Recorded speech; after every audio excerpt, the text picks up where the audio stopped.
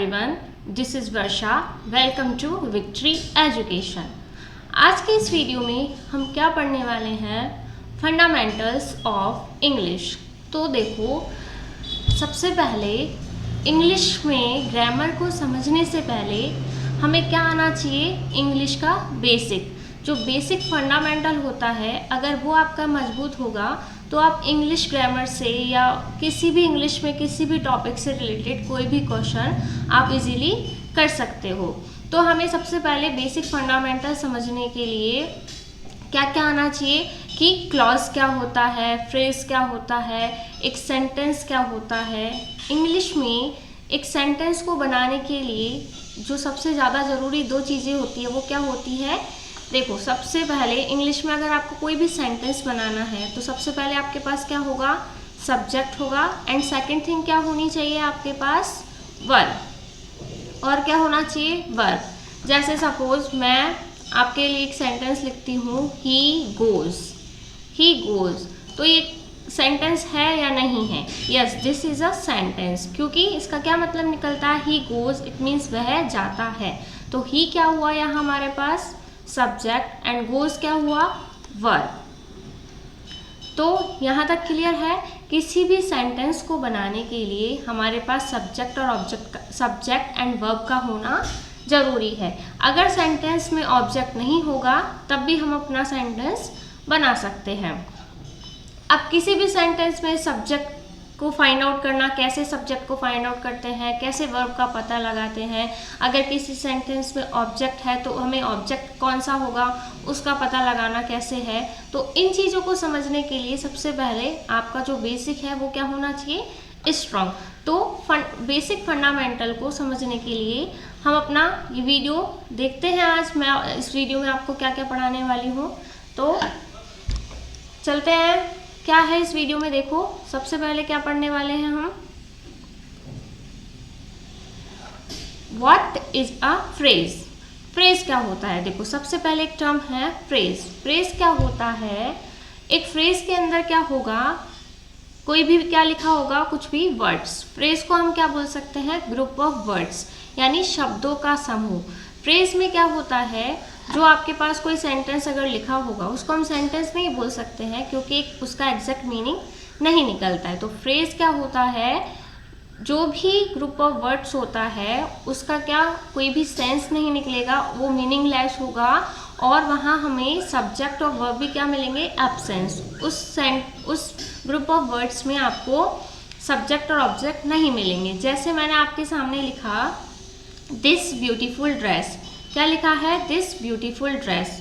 तो इसका कुछ मीनिंग निकल रहा है नहीं कि यह है सुंदर सी ड्रेस. क्या सुंदर सी ड्रेस, इसका कोई एग्जैक्ट मीनिंग हम नहीं पता लगा सकते. तो इसको हम क्या बोल सकते हैं, फ्रेज. और यहाँ पर आपको कोई सब्जेक्ट या वर्ब भी नज़र नहीं आ रहे हैं और इसका कोई मीनिंग भी नहीं निकल रहा है. तो ये क्या होगा, फ्रेज. सेकेंड देखो, ऑन द फ्लोर. फ्लोर पर. फ्लोर पर वॉट, फ्लोर पर क्या, फ्लोर पर मैं, फ्लोर पर तुम, क्या फ्लोर पर. तो ये क्या होगा, एक फ्रेज. रियली स्लो, बहुत धीरे. तो इसका भी कोई एग्जैक्ट मीनिंग नहीं है. In the park. पार्क में.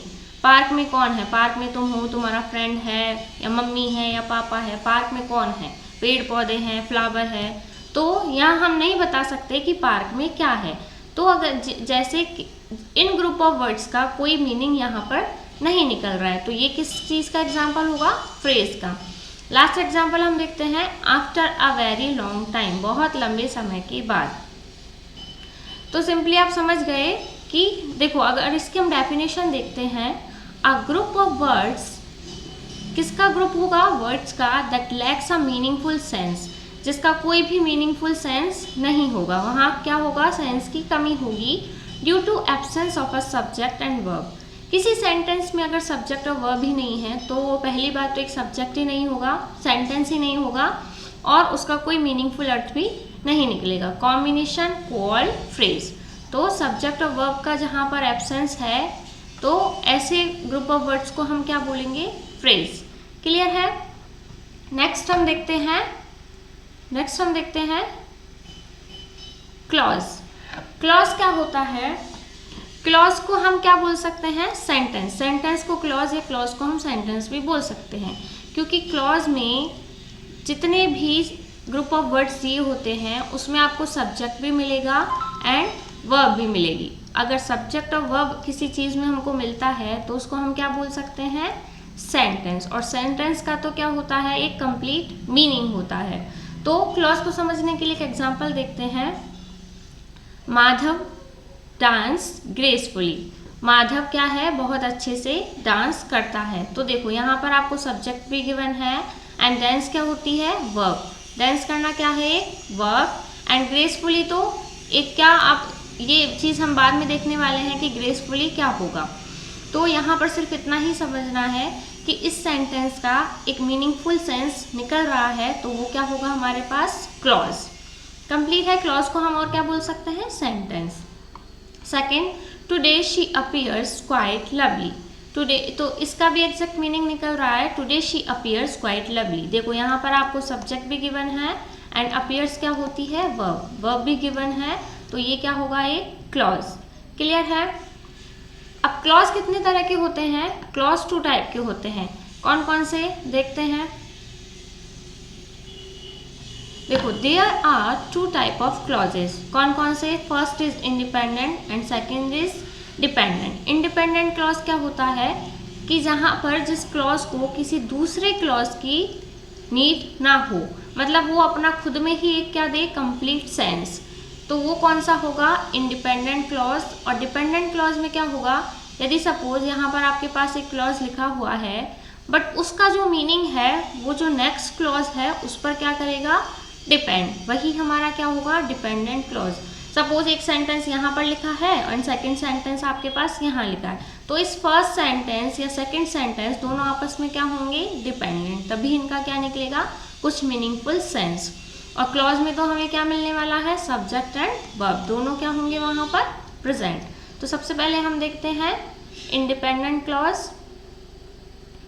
जो मैंने आपको क्लॉज की डेफिनेशन बताई थी वही क्या होगा हमारा, इंडिपेंडेंट क्लॉज। इंडिपेंडेंट क्लॉज में क्या होगा, सब्जेक्ट होगा एंड वर्ब होगी और वो सेंटेंस का क्या निकलेगा, एग्जैक्ट मीनिंग। जैसे हम एग्जांपल से अगर समझे तो, lunch was consumed by me. Lunch मेरे द्वारा फिनिश किया गया था।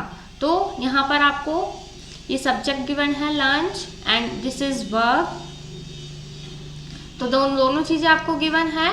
तो कंज्यूम भी क्या है, एक वर्ब है। समझने वाले हैं हम आगे कि ये हेल्पिंग वर्ब होती है was and this is main verb, तो ये चीज़ें हम बाद में देखने वाले हैं। तो यहाँ पर सिर्फ हमें सब्जेक्ट एंड वर्ब गिवन है, इतना ही पता होना चाहिए। तो वो क्या होगा हमारा, एक क्लॉज, और पूरे सेंटेंस का क्या निकल रहा है, एग्जैक्ट मीनिंग। सेकेंड हम देखते हैं, आई एंगेज्ड इन वर्क। मैं क्या था, काम में बिजी था, तो इसका भी एक कंप्लीट मीनिंग निकल रहा है। तो ये क्या होगा, इंडिपेंडेंट क्लॉज। देखो डेफिनेशन अगर हम देखते हैं, an independent clause functions as a complete sentence. Independent clause कैसे फंक्शन करता है, एक कंप्लीट सेंटेंस की तरह। तो क्लॉज क्या हो सकता है, एक sentence, and does not relay on any other clause for its meaning. और ये अपने मीनिंग के लिए किसी दूसरे क्लॉज पर डिपेंड नहीं होगा। डज नॉट रिले, किसी दूसरे क्लॉज पर रिले या डिपेंडेंट नहीं होगा, तो वो क्या होगा हमारा, इंडिपेंडेंट क्लॉज। अब अगर डिपेंडेंट क्लॉज की बात करते हैं तो देखो डिपेंडेंट क्लॉज की क्या डेफिनेशन है। डिपेंडेंट क्लॉज क्या होगा, एक क्लॉज दूसरे क्लॉज पर क्या होगा, डिपेंड होगा। और इसकी क्या खास बात है, जो डिपेंडेंट क्लॉज है देखो उसके क्या क्या कीवर्ड्स होते हैं। Dependent clause are introduced by words like, देखो या तो आपका व्हेन से स्टार्ट होगा, unless, if, while, as soon as long as, because, since, ऐसे जो भी वर्ड्स दिए होंगे इन्हीं से क्या होगी, क्लॉज की स्टार्टिंग। तो डिपेंडेंट क्लॉज इन कहीं भी अगर आपको ये वाले वर्ड्स मिलते हैं तो आप समझ जाना वो कौन सा क्लॉज होगा हमारे पास, डिपेंडेंट क्लॉज। और ऐसे और भी वर्ड्स बहुत सारे होते हैं, तो हम देखते हैं कुछ एग्जांपल्स के थ्रू कि डिपेंडेंट क्लॉज क्या होते हैं। जैसे देखो आपको एक एग्जांपल गिवन है, व्हेन आई केम, जब मैं आया। तो जब मैं आया तो क्या हुआ, तो इसका एक कंप्लीट मीनिंग नहीं निकल रहा है। अगर आगे भी कुछ सेंटेंस होता देन इस सेंटेंस का क्या होता है, एक मीनिंग। यहाँ पर हमें सब्जेक्ट गिवन है एंड वर्ब गिवन है, लेकिन इसका कोई मीनिंग नहीं निकल रहा है, क्योंकि ये वाला जो क्लोज है वो किसी नेक्स्ट क्लोज पर क्या करने वाला है, डिपेंड। व्हेन आई केम, जब मैं आया तो वहाँ पर एक डॉगी खड़ा था, या फिर जो भी है, कुछ भी आप यहाँ पर लिख सकते हो। तो बच्चा रो रहा था, कुछ भी यहाँ पर जो सेकंड क्लोज है वो यहाँ पर होगा, तभी हमारे ये फर्स्ट क्लोज का क्या होगा, मीनिंग निकलेगा। और क्या हो सकते हैं, unless you finish your homework, जब तक तुम अपना होमवर्क फिनिश नहीं करोगे, देन व्हाट, तो क्या, आगे कुछ भी नहीं है, तो ये हमारा क्या हुआ, dependent clause. If it rains tomorrow, यदि कल बारिश होती है, तो कल बारिश होती है तो क्या होगा, तो क्या हुआ, ये हमारा dependent clause. While I was eating, जब तक मैं खा रहा था, तो खा रहे थे तो क्या, तो हमारा ये क्या हुआ, डिपेंडेंट क्लॉज। तो फ्रेज एंड क्लॉज आपको क्लियर है। फ्रेज क्या होता है, ग्रुप ऑफ वर्ड्स जिनका ना तो कोई मीनिंग होता है, ना वहाँ पर आपको सब्जेक्ट मिलेगा, ना ही वर्ब मिलेगा। लेकिन जो क्लोज होते हैं, क्लॉज होते हैं, वो क्या होते हैं, आपको सब्जेक्ट और वर्ब तो वहाँ पर प्रेजेंट होगा। अगर वो इंडिपेंडेंट क्लॉज है तो उसका मीनिंगफुल सेंस भी निकलेगा। अगर वो डिपेंडेंट क्लॉज है तो वहाँ पर हमें एक और क्लॉज की क्या होगी, नीड होगी, तभी उसका कोई एग्जैक्ट मीनिंग निकल सकता है। तो क्लियर है आपका फ्रेज एंड क्लोज। अब हम देखते हैं सेंटेंस। सेंटेंस क्या होते हैं, तो सेंटेंस तो सिंपली क्या होता है, सेंटेंस तो क्या होता है, कोई भी एक सेंटेंस जिसमें आपको सब्जेक्ट भी मिले, वर्ब भी मिले, या फिर ऑब्जेक्ट। ऑब्जेक्ट आपको हो भी सकता है या नहीं भी हो सकता। अगर आपके सेंटेंस में सब्जेक्ट और वर्ब है तो भी वो क्या होगा, एक सेंटेंस। तो सेंटेंस की डेफिनेशन देखते हैं।